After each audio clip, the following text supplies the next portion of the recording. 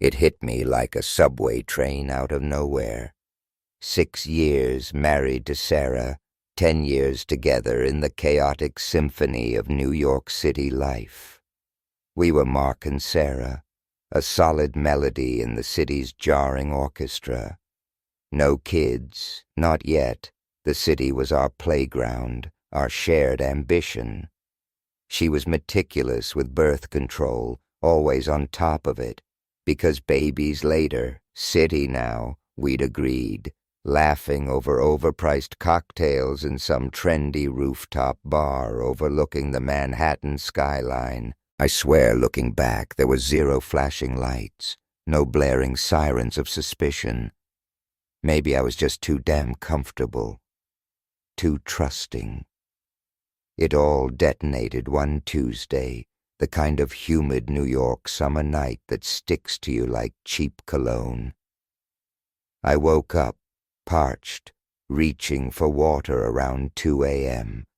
Sarah was beside me, or so I thought, except the soft glow of her phone screen illuminated her face in the dark. Sarah never touched her phone in the middle of the night. Never. Curiosity, a tiny insidious seed, sprouted in my brain. She was on Facebook, the blue light reflecting in her half-closed eyes.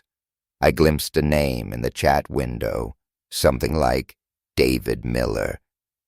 Sounded vaguely familiar. College, maybe? Dismissing it as late night catching up, I drifted back to sleep, the seed of doubt buried under layers of exhaustion and trust, except the seed started to germinate. Over the next few weeks, little things, insignificant on their own, started to arrange themselves into a disturbing pattern. Sarah started coming home late from her job at the design firm downtown. Not consistently, but enough to prick my attention. "Late meeting," she'd say, tossing her bag onto the floor of our Upper West Side apartment. "Crazy deadline." I'd nod. Make her dinner.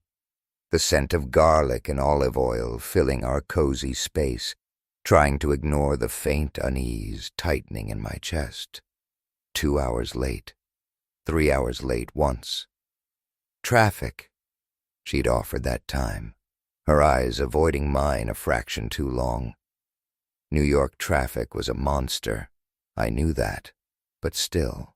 Then came the phone calls, whispered conversations in the hallway, hushed tones that stopped abruptly when I walked into the room.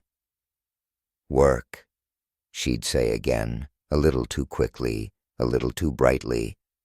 My gut, that instinct you learn to trust in the concrete jungle, started screaming.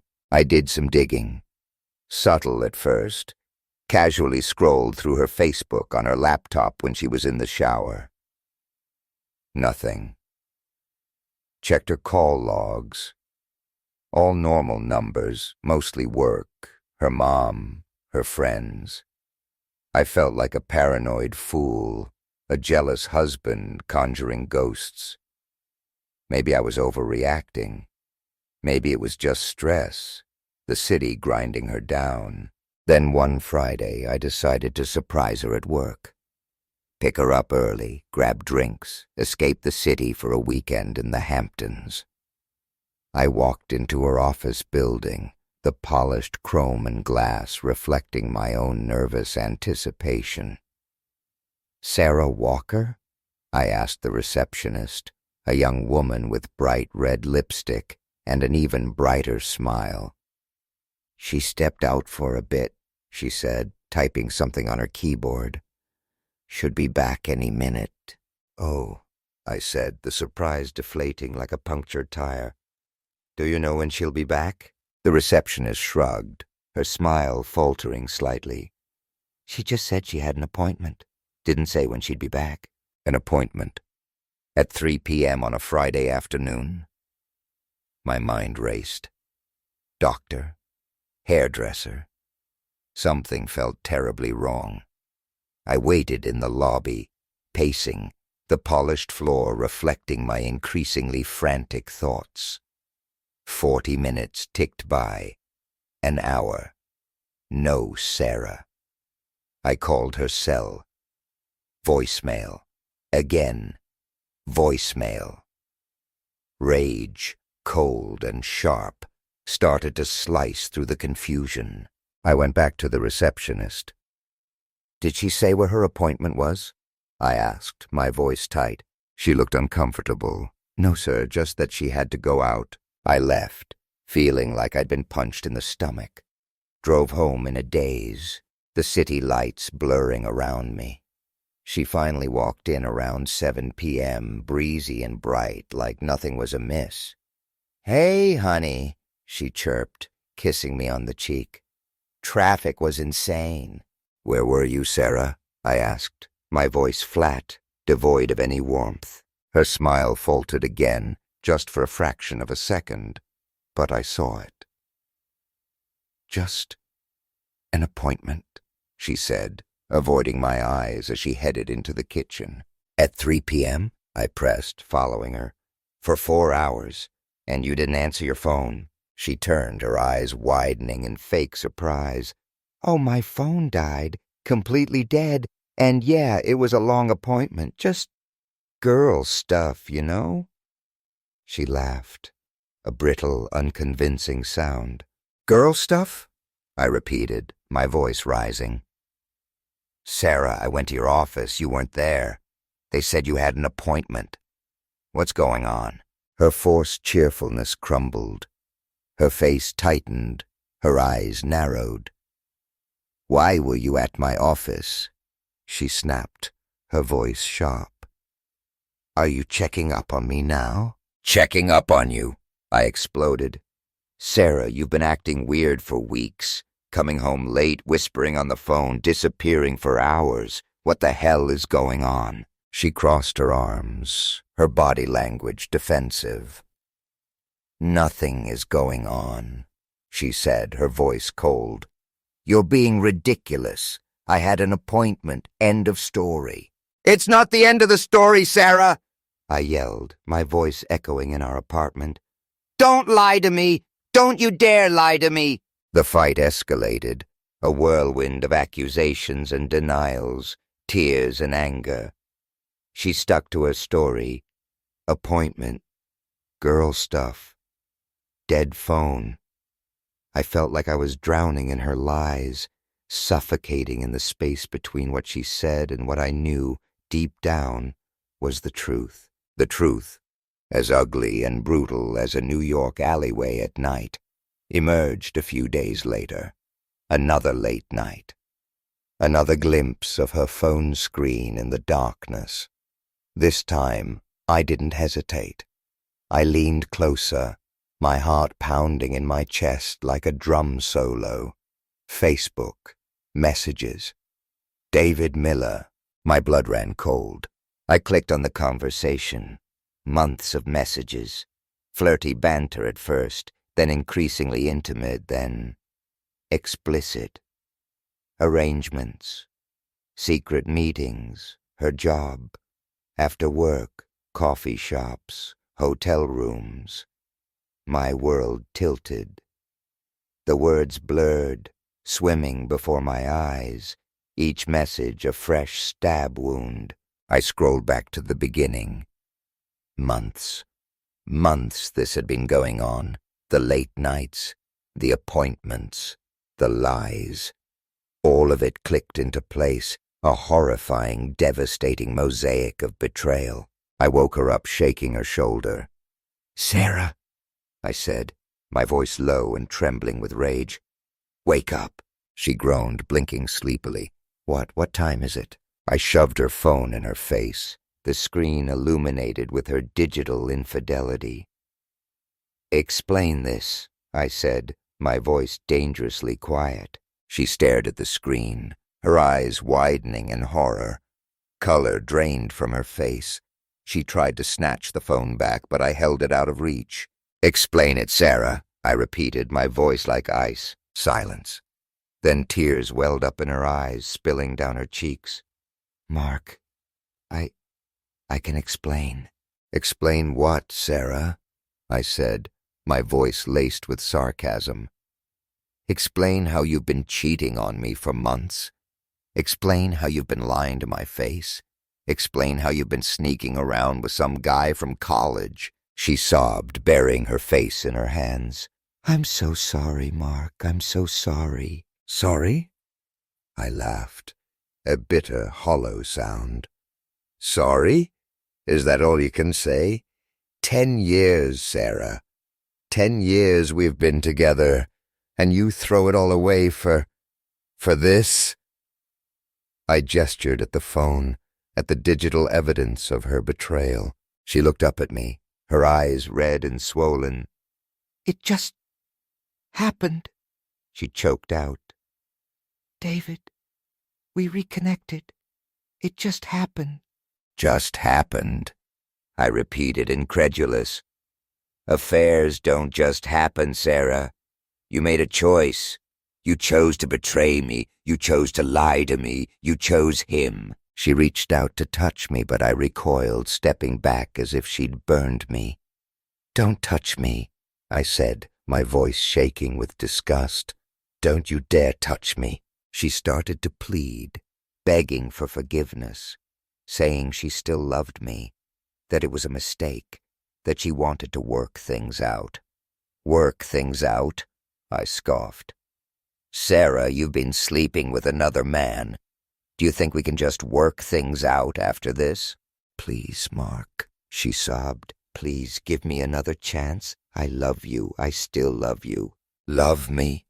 I said, my voice rising again. If you love me, you wouldn't have done this. You wouldn't have betrayed me like this.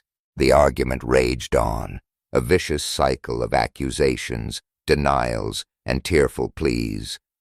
She admitted to meeting David after work, to the late nights, to everything. The confession was like pouring acid on an open wound. Each word, each detail, burned deeper than the last. The next day was a blur of anger and pain.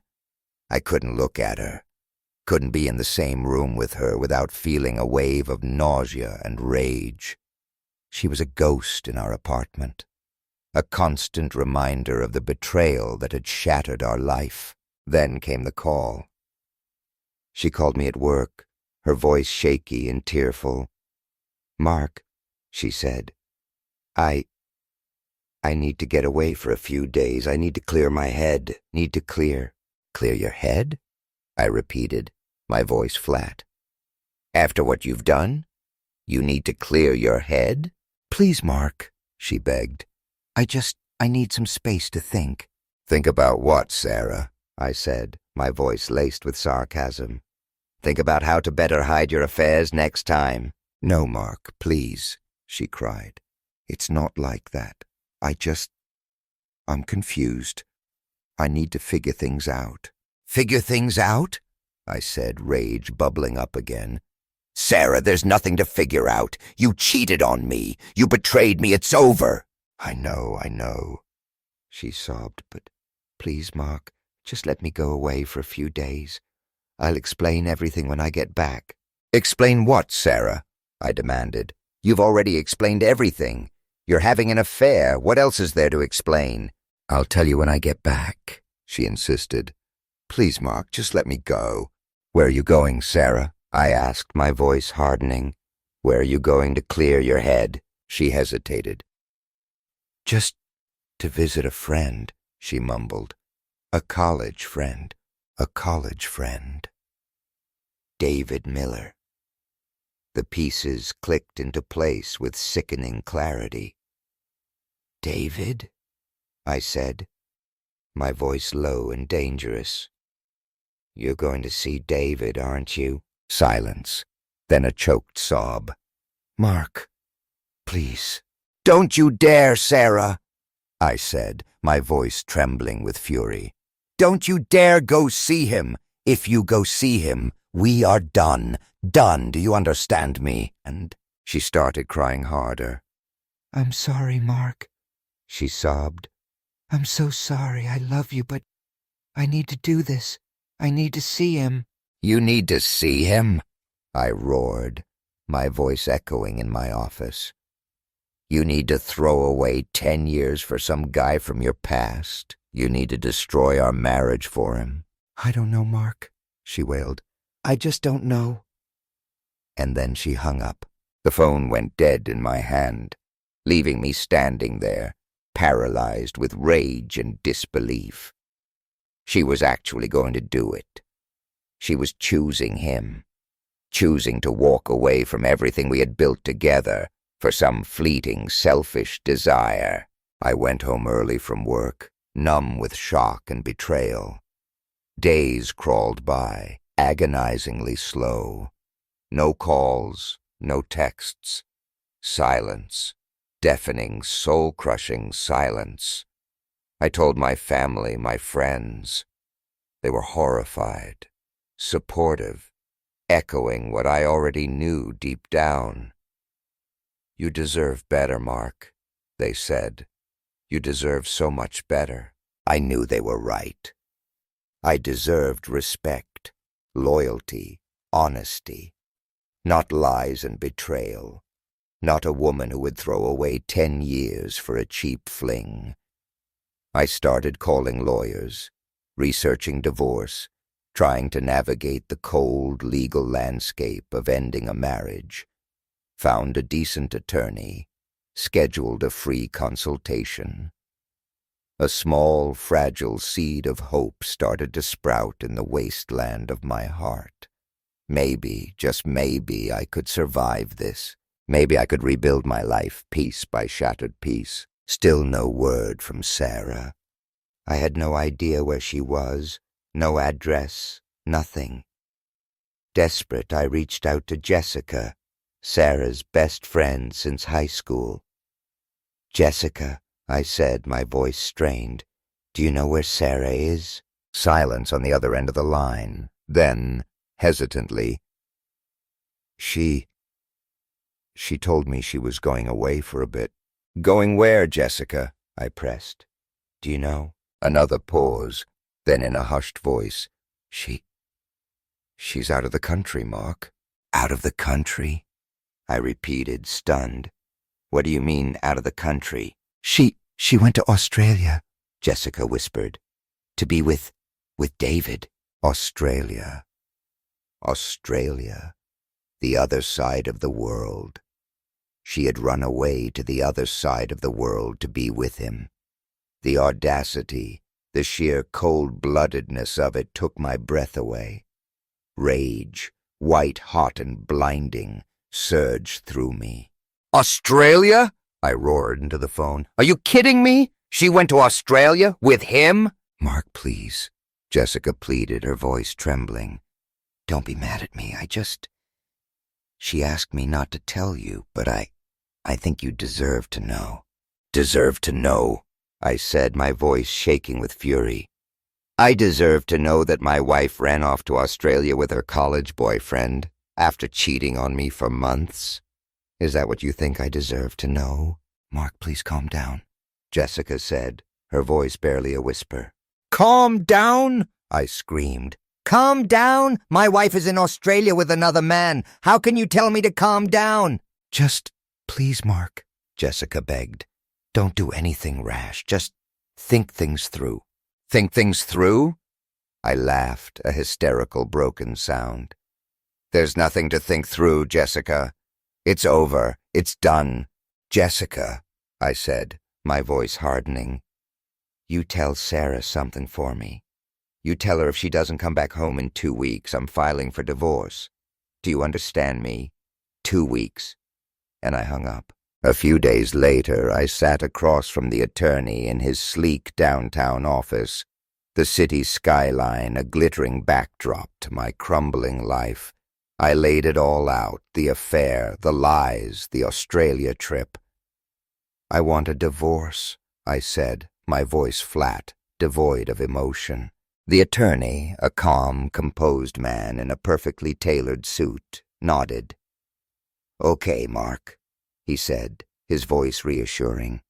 We can do that. We'll file for an at-fault divorce based on adultery. In New York, that's grounds for divorce. Whatever needs to be done, I said, my voice weary. Just make it happen. Don't worry, Mark, the attorney said.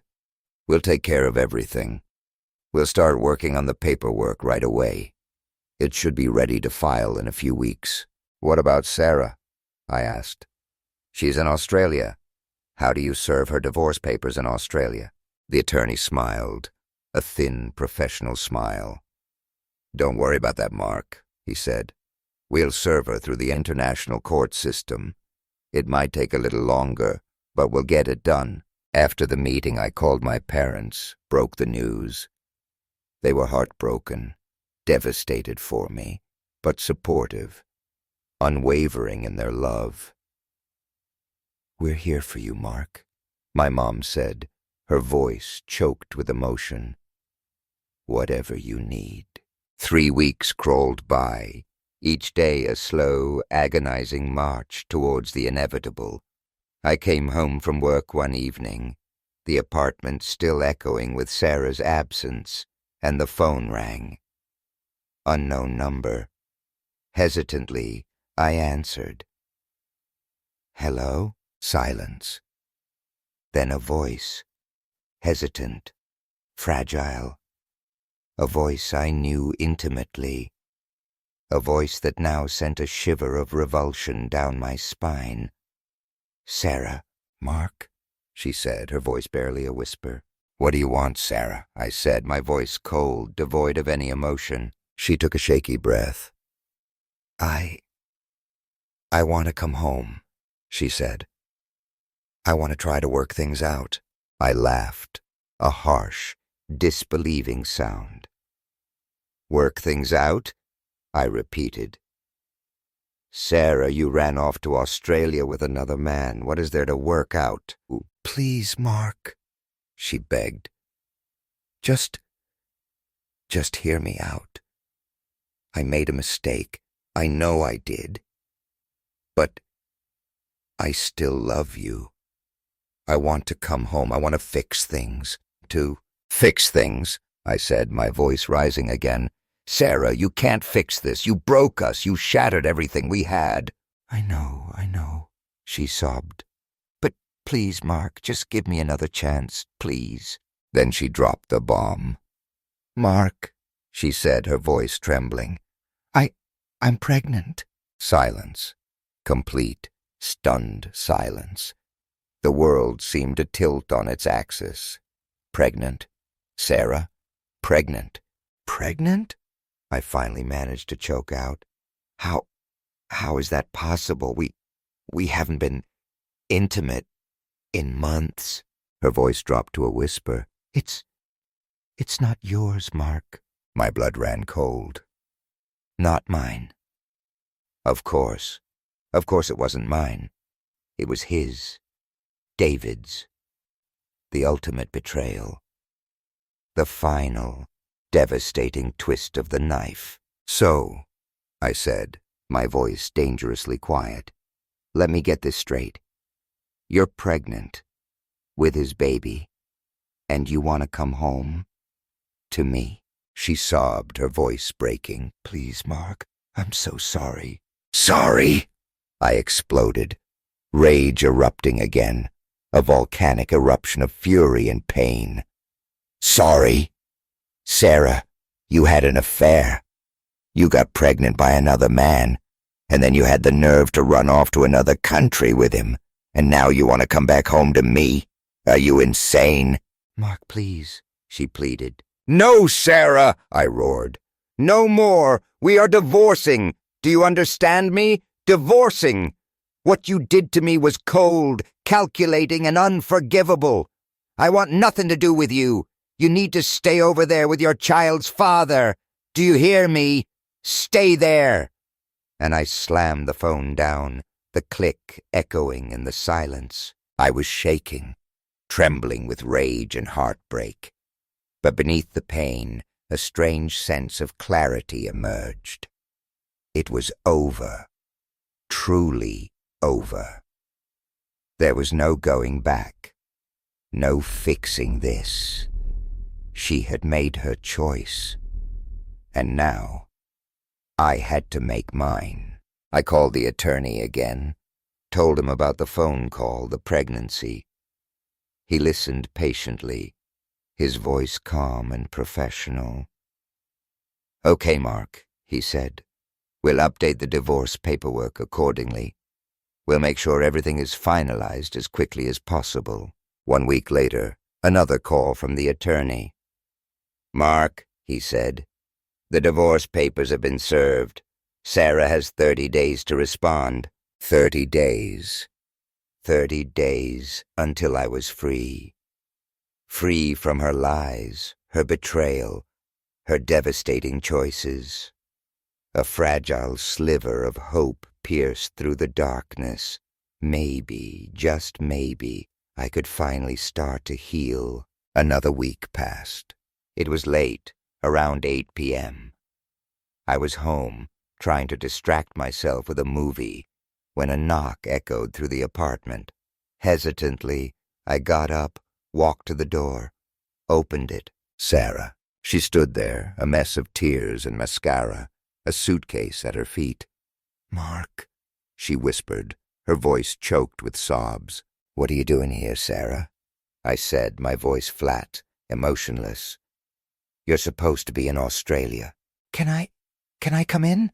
she pleaded, her eyes red and swollen. "No," I said, my voice firm. "You need to leave, Sarah. Go back to where you came from." "Please, Mark," she begged. "Please, can we just talk, just for a minute?" "There's nothing to talk about, Sarah," I said, my voice cold. "You made your choice. You had an affair. You got pregnant by another man. It's over. You need to get your things and leave." She pushed past me, stumbling into the apartment, suitcase bumping against the doorframe. As she walked in, I saw a car parked at the curb, Jessica behind the wheel, watching us with worried eyes. "I'm sorry, Mark," Sarah sobbed, turning to face me, tears streaming down her face. "Please forgive me."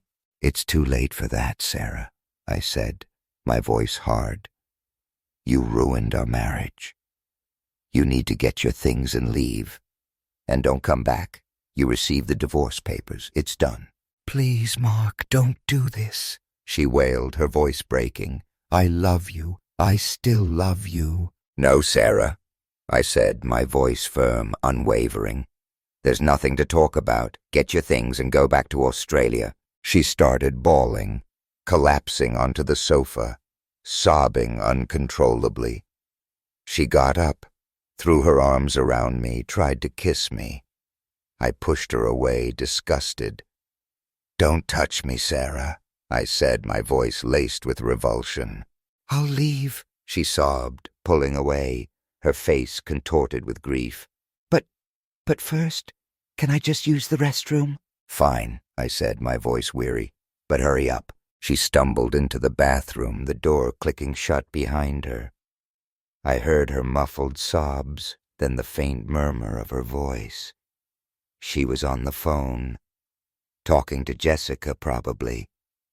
Desperate, clinging to the last vestiges of hope. She came out of the bathroom, her face still tear-streaked, her eyes red and swollen. She went upstairs, the sound of her footsteps heavy and slow on the stairs. I heard her rummaging around, drawers opening and closing, the soft rustle of clothes being packed. The sound of her crying echoed through the apartment, a mournful soundtrack to the final act of our marriage. After what felt like an eternity, she came back downstairs, dragging 2 suitcases, her purse slung over her shoulder. She walked over to me, her eyes pleading. "Mark," she whispered, her voice hoarse from crying. "I'm so sorry for how I acted. Can we please talk one more time?" "No, Sarah," I said, my voice firm, unwavering. Is there any chance?" she begged, her voice desperate. "Any chance we can work things out? Try to be together again?" "No, Sarah," I said, my voice flat, final. "It's too late. You've done too much damage. You need to leave. And don't come back. I'm done, Sarah. I'm done with you. She just stood there, staring at me, tears streaming down her face, a picture of utter devastation. Then, with a final heart-wrenching sob, she turned and walked out the door. Jessica's car pulled away from the curb, disappearing into the city night. I watched them go, shaking my head, a mixture of relief and sorrow washing over me. The drama was over. The pain was still raw, but the bleeding had stopped. I was free, free from her lies, her betrayal, her destructive choices, free to move on, free to rebuild my life, piece by piece, in the city that never sleeps, the city that had witnessed the rise and fall of my marriage. It was for the best. It had to be for the best. She made her choice. And now, finally, I had made mine.